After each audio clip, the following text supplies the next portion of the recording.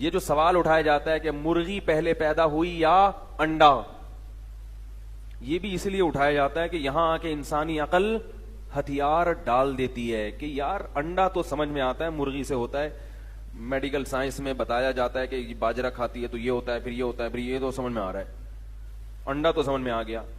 और अंडे से चूजे निकलने का प्रोसेस भी, उसकी भी कोई लॉजिक है जो साइंस ने, लेकिन पहली दफा कैसे हुआ? जब कुछ भी नहीं था तो इतना कुछ कैसे हो गया?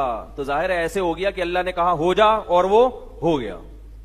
वो तो फिर अल्लाह ने चला दिया, एक चेन में सबको चला दिया। पहली दफा ऐसे ही कौन हो जा और वो हो गया, क्योंकि इसके बगैर हो नहीं सकता।